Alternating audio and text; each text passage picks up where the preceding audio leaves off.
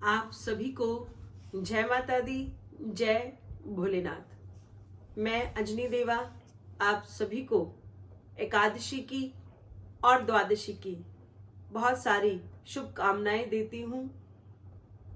जो भी व्यक्ति शिव शक्ति धाम के परिवार से YouTube चैनल से जुड़ा हुआ है, सभी को इस चैनल के लिए हार्दिक अभिनंदन करती हूं।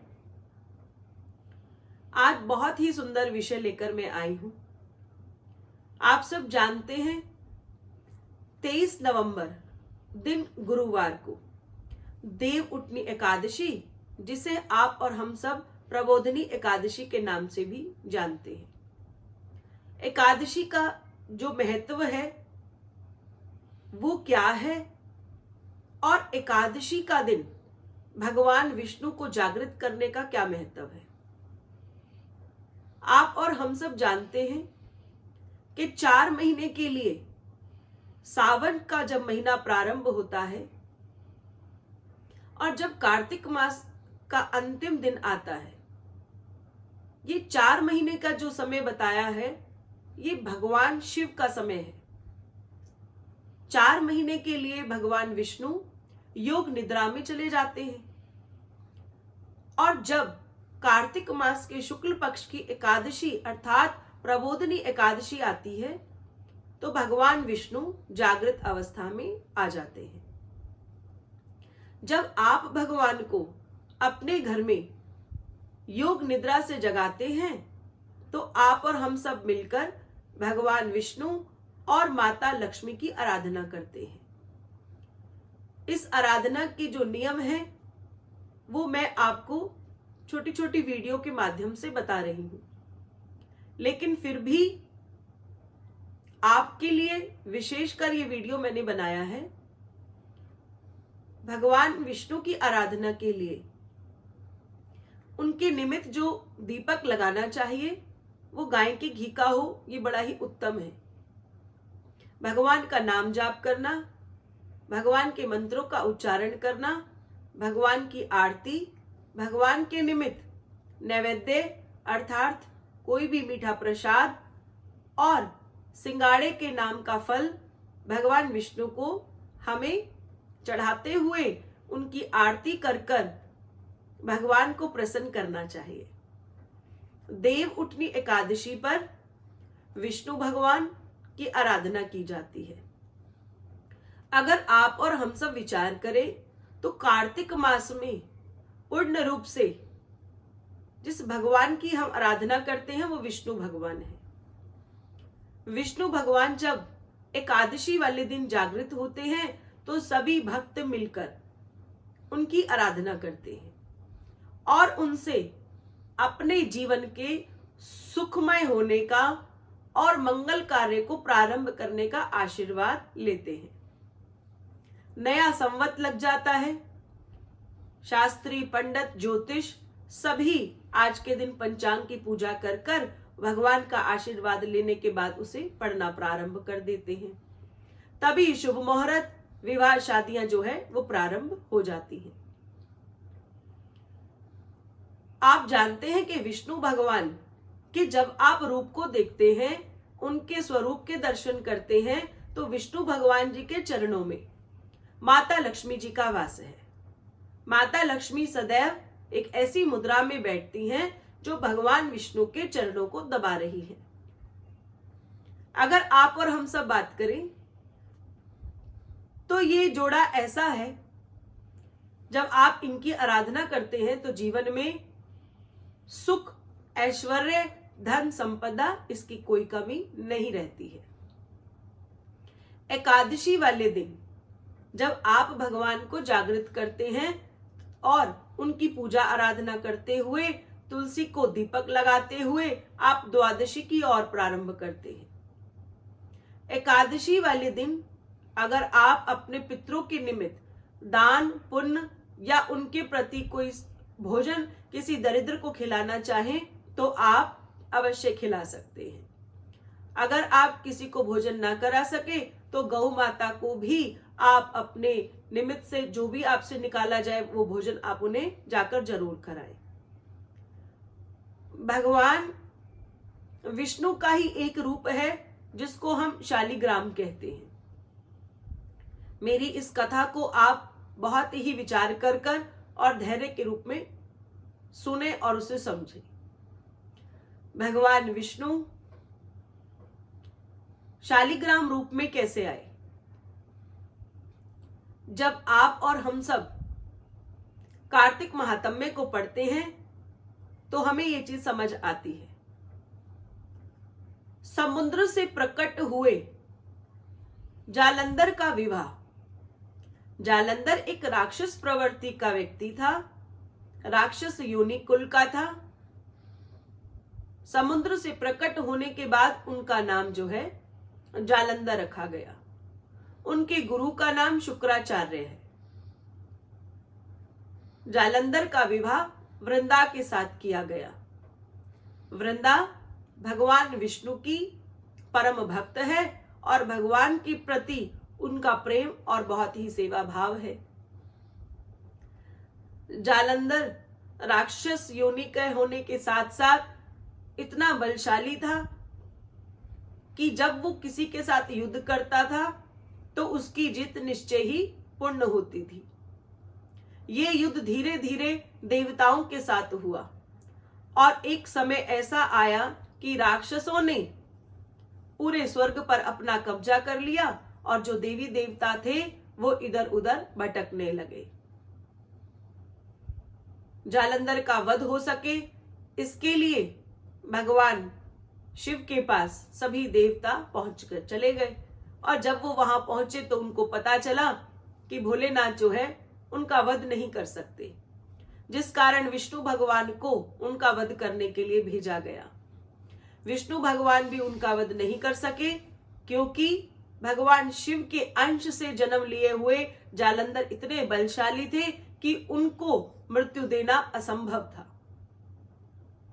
वृंदा के पतिव्रता धर्म को निभाते हुए जालंधर की आयु दीर्घ थी।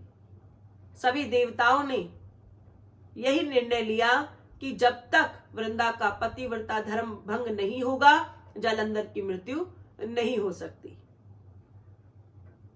इस कार्य के लिए भगवान विष्णु ने जालंधर का रूप बनाकर और वृंदा के साथ रहना प्रारंभ कर दिया। जब उनके साथ वह रहने लगे तो एक क्षण ऐसा आया कि वृंदा ने ये जान लिया कि ये जालंधर नहीं भगवान विष्णु है। क्रोध में आते हुए वृंदा ने भगवान विष्णु को श्राप दिया कि वह पत्थर के रूप में हो जाएंगे। जब इस श्राप के बारे में देवताओं को पता चला तो सभी देवताओं ने वृंदा से जगत के कल्याण के कार्य रुकने की बात कही कि ये जो श्राप है इससे संसार का गहरा अहित हो जाएगा, इसलिए आप अपना ये श्राप वापस ले ले। वृंदा के पतिव्रता भंगता के बाद उसने अपनी देह को त्याग दिया। उसके शरीर से निकली हुई वृंदा की जो आत्मा है वो माता पार्वती में विलीन हो गई और जालंधर भी थोड़े समय के बाद भगवान शिव के ही हाथों उसकी मृत्यु हो गई। शिव के निकले अंश की मृत्यु होने के बाद जो उसकी आत्मा थी वो भी वापस शिव में ही समाहित हो गई। इसीलिए वृंदा का विवाह कभी विष्णु भगवान के साथ नहीं हुआ क्योंकि विष्णु भगवान तो पहले से ही माता लक्ष्मी के साथ विवाह कर चुके हैं। शालिग्राम का जो पत्थर है वो श्राप है जो वृंदा ने विष्णु भगवान को दिया है, जिसके कारण भगवान जो है काले पत्थर के समान हो गए थे। जहां वृंदा की मृत्यु हुई उन्होंने अपना देह का त्याग किया। उसी अंश में से इंद्र भगवान की वर्षा के बाद एक बीज रोपण हुआ। इस बीज को जो पौधा बना उसे तुलसी का पौधा कहा गया। और कार्तिक मास में जब द्वादशी तिथि आती है एकादशी वाले दिन तो भगवान नारायण और माता लक्ष्मी की आराधना की जाती है, और द्वादशी वाले दिन शालिग्राम भगवान जो कि विष्णु है और तुलसी के पौधे का पूजन द्वादशी वाले दिन किया जाने लगा। हमारे शास्त्रों में इसका उल्लेख है कि द्वादशी वाले दिन जब आप शालिग्राम की आराधना करते हैं, उन्हें पंचगव्य स्नान कराते हैं, उसके बाद उन्हें चंदन लगाते हैं, उन्हें आसन देते हैं और भगवान विष्णु के वस्त्रों को, पीले वस्त्र जो होते हैं उनके निमित्त निकालते हैं, और बाद में तुलसी के पत्ते को लेकर, तुलसी की पूजा करके तुलसी का पत्ता लेकर और शालिग्राम पर चढ़ा देते हैं। जिसको आप विवाह कह रहे हैं, ये एक पूजन विधि है। और शास्त्रों में विष्णु भगवान ने कहा कि जो इस कार्य को कराएगा वो ब्राह्मण को हमें कोई दक्षिणा, वस्त्र, आभूषण, श्रृंगार, जो भी दाम्पत्य, जो भी व्यक्ति ऐसी पूजा मेरे लिए करेगा, मैं उस व्यक्ति से बहुत प्रसन्न होऊंगा। और संसार में अगर उसको कोई भी भौतिक सुख की कमी है, या फिर उसके पास संतान नहीं है, या फिर उसका पारिवारिक जीवन कष्टमय है, या उनके घर के बच्चे दीनहीन हैं, ऐसे व्यक्ति का इस संसार में कल्याण होगा। इसीलिए द्वादशी वाले दिन शालिग्राम भगवान की आराधना करके, शालिग्राम के उस काले पत्थर के रूप में आप विष्णु भगवान की आराधना कर रहे हैं, और तुलसी माता की पूजा करके आप उस दल को जब शालिग्राम पर चढ़ाते हैं, जिससे विष्णु भगवान प्रसन्न होकर आप हम सबको आशीर्वाद प्रदान करते हैं। इसलिए द्वादशी वाले दिन तुलसी माता को श्रृंगार अर्पण किया जाता है, और उसके बाद उस तुलसी के पौधे के इर्द गिर्द रंगोली बनाई जाती है, और चारों तरफ जो है गन्ने से या बंधनवार के रूप में बांधकर और तुलसी की आराधना की जाती है। इसीलिए जिसको आप केवल विवाह कह रहे हैं, ये एक पूजन विधि है। पूजन विधि के तहत जो भी ब्राह्मण होता है, जब वो उस पूजा को कराता है, तो हम सब मिलके उन्हें दक्षिणा और तुलसी माता के निमित्त चढ़ाया हुआ श्रृंगार उन ब्राह्मण या जो उनकी धर्म पत्नी है उन्हें प्रदान करते हैं। भगवान शालिग्राम ही भगवान विष्णु है। आप और हम सब देखते हैं कि आप क्या करते हैं, छोटे से लड्डू गोपाल को तुलसी के साथ बिठा देते हैं, जो कि गलत है। शालिग्राम भगवान की ही तुलसी के साथ पूजा की जाती है। इस बात का ध्यान रखते हुए आप सब द्वादशी वाले दिन शालिग्राम को पंचगव्य स्नान कराने के बाद उन्हें आसन देकर और तुलसी की पूजा करने के बाद तुलसी दल उन पर चढ़ाते हुए अपने कार्तिक मास के अंतिम दिन में भगवान विष्णु का आशीर्वाद प्राप्त करें। और इस कथा को आप एकादशी और द्वादशी वाले दिन सुनकर अक्षय फल को प्राप्त करते हुए विष्णु भगवान का आशीर्वाद आप सबको प्राप्त हो। इन्हीं बातों का ध्यान रखें। सभी को प्यार भरी जय माता दी, जय भोलेनाथ।